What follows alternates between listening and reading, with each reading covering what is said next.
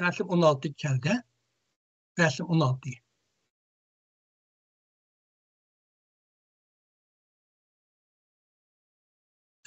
Resim aşağı. Maynur Kasım. Yani cümle sözde analiz kılatmış isim falan çık etmesin. Maynur Kasım'ın kitabında. Bu armiyadaki her derecelik ofisörler burunki mensibini saklap kılış usulü bilen müddet boyunca ofisörler mektubiga avatilib ofisörlük bilimini toluklaydı. Bu armiyaga hükümet ta'lim tarbiya xodimlari avatib mashq ishlarga yordamlashtirdi. Seyfettin Edir'nin kitabında bu armiyadaki her derecelik ofisörler burunki mensibini saklap kılış usulü bilen müddet boyunca ofisörlük mektubiga avatilib ofisörlük bilimini toluklaydı. Bu armiyaga hükümet ta'lim tarbiya xodimlari avatib mashq ishlarga yordamlashadi. Nabijan Tursun'un kitabında bu kısımlarının kumandanları öz vazife ve ünvanlarını saklaydı hem öz derecesi bilen vazifesini saklap durup belgilik müddetlerde harbiy mektepke ta'lim tarbiya ilish avatildi. Bu kısımlarga hükümet tarafidan ta'lim tarbiya berish uchun kishi avatib ta'lim berish ishlariga yordamlashadi. Biz analiz qilaylik buni. Qayta tuanda va o'qimadim. 11 bitimning 10. maddenin Maynur Kasım, Seyfettin Aziz, Nabijan Tursun ve Xitaycha nusxasi mazmun jihati asosi o'xshaydi.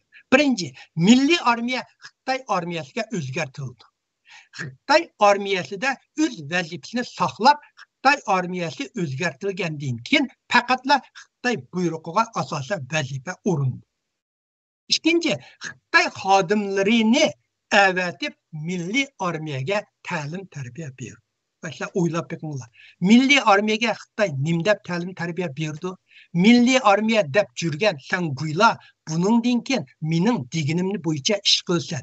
Sen endi mening qulim degandan boshqa nima tarbiya berdi?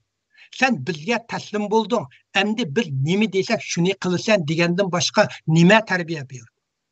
Şu Xitoy armiyasini vayron qilgan milliy armiya endi shu Xitoydan ta'lim tarbiya olamda 900 askeri kalgan Xitoy özlerinin xodimlarini avtib 40 ming muntizim milliy armiyaga tarbiya berdi. Mana anlam. Milliy armiyani mushundaq tushirgan, mushundaq maza qilgan, masxir qilgan va haqoratlagan bormi? Milliy armiyaning mavjudligi shu kuni butunlay yo'q edi degan. Mushuni o'qigan bir Uyg'ur menga 11 bitimga qo'l qo'yganlar vatanga xoinlik qilmadi deb so'zlay olamdi. Bunu vatanni satmadı, vatanni xainlik qilmadi deysan, tapıqınlar, nimini vatanni satdı, nimini xainlik qildi deymiz. Resim 17 getirin.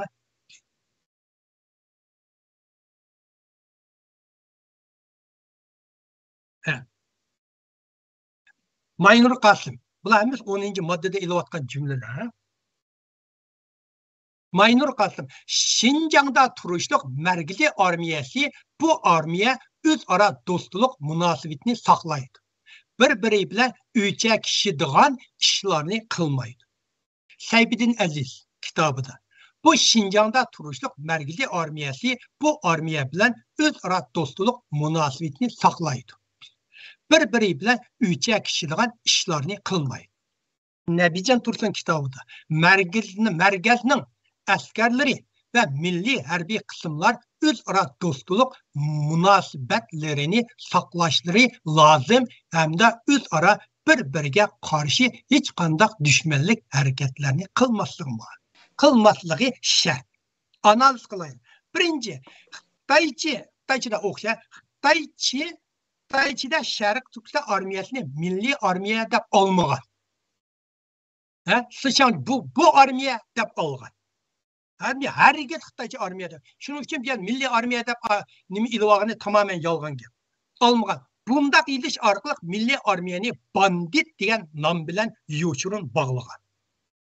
Uyg'urcha asli nusxasida xalqni aldash uchun milliy degan sifatni o'zlari qetib olgan.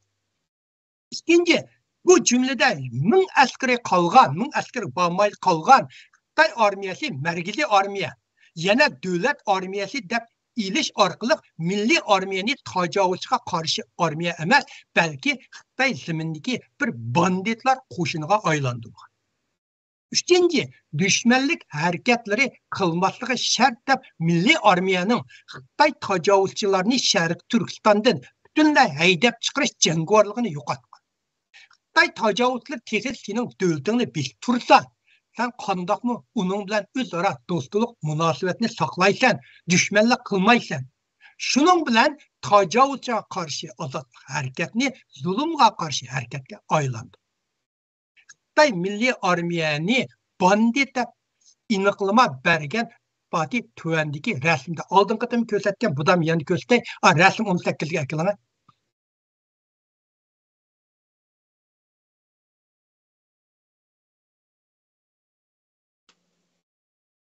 Mana rasm qaranglar. Men sijab qo'ydim. Qizil sijabdiki Shafiy Jambo deydi. Şinjan'da manda manimsha turibdi menda. Endi betimga imzo qo'ygan kuni 1946 yili 1-2 kuni. Sayfiddin Aziz kitobining 1-72 betida shunday yozilgan. Aqsha hammaylar buni. Şinjan o'lkalik birlashma hukumat qurilgan kuni, o'lkalik hukumat qurildi degan so'z Sharq Turkiston tuydi degan gap, Sitvatga degan gap. Uni qurgan kuni 1946-7-oyning 1-kuni. Bu rasm bo'lsa 1946 yili 7-oyning 26-kuni Xitoy armiyasi yuqoriga yo'llagan Şinjan Shafiy Jambo, Şinjan bandit tozalash xabari deb yozgan. 1-oyning 46 yili 1-oyda bitim tuzgan. 7-oyning 1-kuni birlashma hukum tug'ilgan. 7-oyning 26-kuni bu yozilgan. 11 bitimga imzo qo'yib bo'lib va Ahmadjon Qosim 11 bitimga qo'l qo'yganligi haqida doklad bergan va bu yig'inga qatnashgan barliq Sharq Turkiston vakillari o'rindan turib Ahmadjon Qosimning dokladiga uzun chavoq chilib bo'lgandan keyin Şinjan o'lkalik birlashma hukumat qurilib bo'lgandan keyin yana milliy armiyani bandit deb atgan.